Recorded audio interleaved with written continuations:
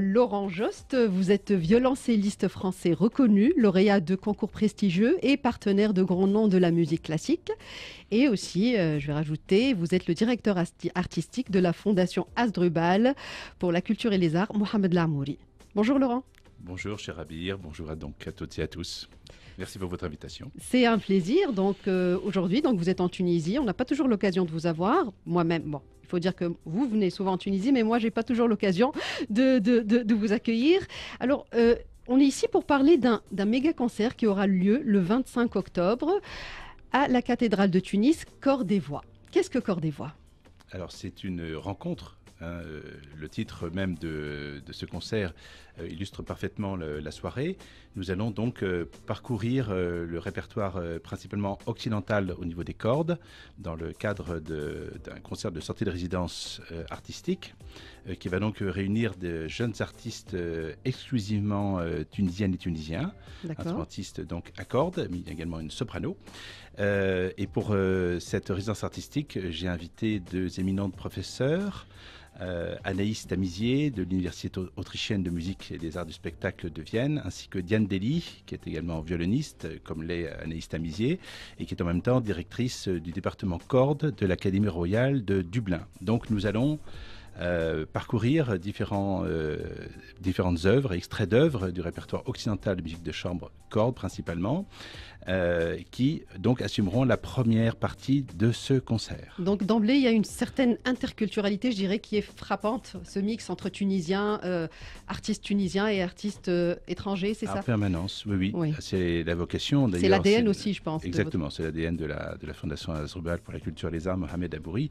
Nous nous sommes promis et engagés, justement, avec nos différents partenaires, à rendre cette interculturalité et à, comment dirais-je, à donner une fusion entre les artistes tunisiens et européens lorsque nous recevons aussi bien des professeurs d'éminentes institutions musicales internationales, mais également des étudiants qui viennent d'autres institutions.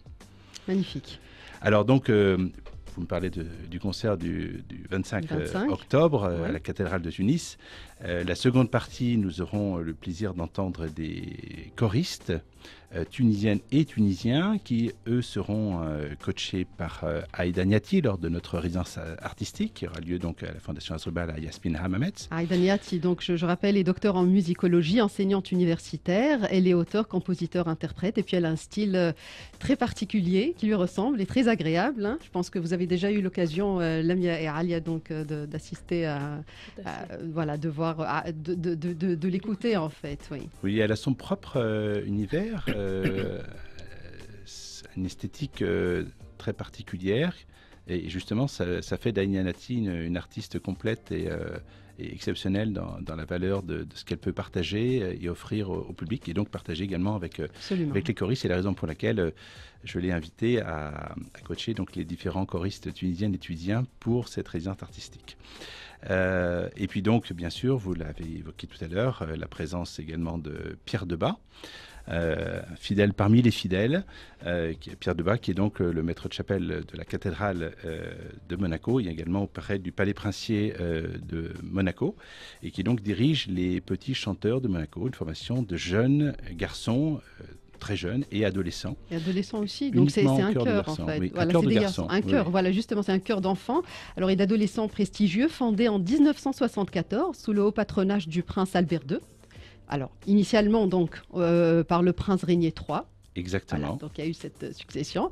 Et composé donc de jeunes élèves de l'Académie Régnier III, donc le chœur se distingue par la qualité de son répertoire, il faut le dire, qui va de la musique sacrée classique aux œuvres contemporaines adaptées. Voilà, pour chœur. Et puis, sous la direction de Pierre Debat, ils se produisent un petit peu partout dans le monde, dont ici en Tunisie. Et je pense qu'ils sont à leur 3e résidence ici en Tunisie. Oui, c'est la 3e fois qu'ils nous rendent visite, la 3e fois qu'ils répondent favorablement à notre invitation. Je pense que cela va devenir même un rendez-vous annuel. La période des vacances, au mois d'octobre. Et puis on a le grand plaisir toujours de les recevoir parce que, alors c'est vrai que c'est des adolescents, des enfants. Alors j'ai une petite anecdote qui est arrivée une fois avec un des petits chanteurs de Monaco. Je l'ai pas partagé avec vous, Laurent, auparavant. Alors c'était peu de temps avant le concert. Ils avaient fini les répétitions et puis ils sont partis se reposer un petit peu. Et le plus jeune, j'ai oublié le nom, mais vraiment le plus jeune, hein, parce que ça va de 15 ans, je pense, à...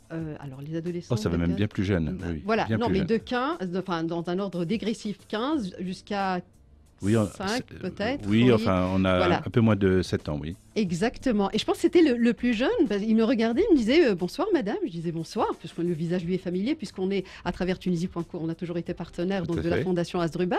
Je lui dis bonsoir jeune homme. Et je pensais que j'avais senti qu'il voulait engager une discussion. Je lui dis alors comment ça se passe? Il me dit très bien. Je lui dis vous avez eu l'occasion de se promener un petit peu, puisqu'on était à la cathédrale, donc ici au niveau de la Médina de Tunis, tout ça. Il me dit oui, tout à l'heure on a longé la grande avenue. Et devinez quoi madame? Je lui dis quoi? Eh bien j'ai vu le buste de Napoléon Bonaparte. Et je regarde, ça m'a pris 2, 3, 4 secondes pour saisir un petit peu ce qu'il avait dit. Je lui dis ah non, mais c'est la sculpture de Habib Bourguiba en fait. Je lui dis ah oui, c'est qui? Je lui dis c'est le premier président de la République tunisienne et bien plus. Et on avait engagé une discussion vraiment délicieuse. Voilà. Donc c'était une anecdote. Donc là, je le partage avec vous. Oui, c'est toujours un plaisir de les avoir parmi nous. Je me souviens bien que vous étiez effectivement présente, vous, cher Abir, aux deux précédents événements. Justement, qui ont eu lieu à la cathédrale de Tunis. De bons moments partagés, avec effectivement cette coloration des voix assez unique. Il faut dire que Pierre Debat dirige ce chœur déjà depuis de nombreuses années, et donc il a une manière très particulière de faire travailler ces jeunes qui, pour certains, ne sont pas des lecteurs de musique, il faut le savoir, tout est fait de mémoire. Tout à fait. Donc ça rend le travail d'autant plus difficile et le travail... Je suis admiratif toujours de ce travail parce que effectivement, avec des très jeunes enfants comme ça, c'est pas évident aussi, de les voir aussi disciplinés et heureux aussi, parce que après c'est des enfants, ça reste toujours des enfants, mais ils sont disciplinés, ils sont heureux, ils sont dans cette transmission de la musique, ils apprécient cette interculturalité aussi. Exactement. Et pour les Tunisiennes et Tunisiens, c'est un grand plaisir, même un privilège, pourrait-on dire, parce qu'à Monaco, ils travaillent au sein de la cathédrale, ils ont une salle de répétition, mythique salle de répétition, mais les répétitions ne sont pas publiques. C'est-à-dire que la manière de travailler, la manière d'appréhender le répertoire, même les répertoires, ça se fait vraiment je dirais de manière en circuit clos, et donc là les Tunisiennes et Tunisiens ont le privilège de pouvoir partager ces répétitions, parce que dans cette résidence artistique donc de chant choral, il y a également une partie direction de chœur, et donc les Tunisiennes et Tunisiens vont pouvoir travailler et interagir pendant justement ces répétitions et travailler sur la direction de chœur. Donc ça rentre toujours dans le cadre de la professionnalisation et de l'entrepreneuriat culturel en Tunisie, que nous menons depuis 2023 maintenant, avec nos partenaires qui sont principalement l'ambassade de France, l'Institut français de Tunisie, l'ambassade d'Autriche en Tunisie qui nous a rejoints, depuis la signature de la convention avec l'Université de musique et des arts du spectacle de Vienne, et puis bien sûr, lorsque les petits chanteurs de Monaco viennent, le consulat général de Monaco en Tunisie, qui est également partenaire, bien sûr. Absolument. Et donc tout ceci est soutenu donc par la Fondation Hasdrubal pour les arts et la culture. Donc Mohamed Lamouri, voilà. Donc si Mohamed Lamouri, donc qui nous a quittés le 12 septembre dernier. Donc j'aimerais vraiment qu'on lui rende un hommage sincère. Alors, donc, pour rappel, donc, si Mohamed Lamouri est pionnier de l'hôtellerie de luxe et de la thalassothérapie haut de gamme en Tunisie, voilà. Il a osé quand d'autres ne l'ont pas fait à l'époque, bien évidemment. Donc, à travers la chaîne Hasdrubal, donc on a Hasdrubal à Djerba, on a Hasdrubal à Hammamet, Hasdrubal à Sousse. Bien évidemment, c'est une offre hôtelière d'excellence qu'il a pu bâtir et qui s'est imposée comme une référence. Voilà. Je pense qu'il a changé un petit peu le visage de la destination, je dirais. Je pense qu'il a contribué de manière effective et réussie. Alors, donc, au-delà du tourisme, alors, puisqu'on parle de la fondation Mohamed Lamouri pour les arts et la culture, bien sûr, si Mohamed Lamouri, Allah yarhamou, était également un amoureux des arts et un mécène engagé. الحقيقة عاون برشا des artistes توانسة باش نجحوا باش عملوا اسم bien évidemment معناتها toujours ديما ثم سبب وعبد معانا يعاوننا هو كان سبب في انه برشا عباد عملت اسم وتعرفت et ces personnes-là معناتها jusqu'à aujourd'hui elles lui sont vraiment reconnaissantes. وكي نحكيو على l'hôtel Hasdrubal Hammamet par exemple, je pense que c'est vraiment un hôtel musée. C'est bien cela, Laurent. Je pense qu'il abrite la plus grande collection, Alia, d'œuvres d'art. Chez Belkhouja essentiellement. Oui. Il a une très très belle collection de Belkhouja. Il a également une très belle collection de peintres irakiens, effectivement, qui est assez exceptionnelle. On avait eu la chance de travailler sur un livre qui relatait cette collection avec Elif Édition Warta. Donc il y a un livre qui existe sur cette collection et il y a un livre sur lequel j'avais eu le plaisir d'écrire les textes sur les hôtels et la Talasso de Si Mohamed Mahmouri. Et il faut rendre hommage aussi à Raouf qui a continué cette tradition et qui a vraiment perpétué tout ce que faisait son père en développant et améliorant quand il le faut. Tout à fait. Hatta de son vivant, du vivant de Mohamed Yarahmou. Donc, si Raouf Lamouri, il a toujours été là, il a toujours été discret, il faut le dire, mais on sent vraiment qu'il est là, il est derrière et il s'implique vraiment beaucoup donc pour faire perdurer l'héritage de son père, donc à travers les hôtels Asdrubal, essentiellement Asdrubal Hamamet, que j'ai le plaisir de visiter de temps à autre. Donc c'est vraiment, on combine l'offre hébergement avec une expérience culturelle extraordinaire. Voilà. Alors lorsqu'on parle de peinture, je pense qu'on ne peut pas parler de peinture au sein des hôtels-musées et Asdrubal sans penser avoir une pensée très affectueuse pour Rida Amouri également, qui nous a également quitté. Voilà, donc voilà, je voudrais quand même que nous pensions absolument bien tendrement tout à à lui. fait, tout à fait. Il avait une galerie dans le temps et je crois que c'était lui qui était le conseiller artistique de la maison Lamouri et qui faisait d'excellents choix. C'était lui qui avait découvert les peintres irakiens, c'était lui qui avait un œil très juste et très pertinent pour constituer ses collections.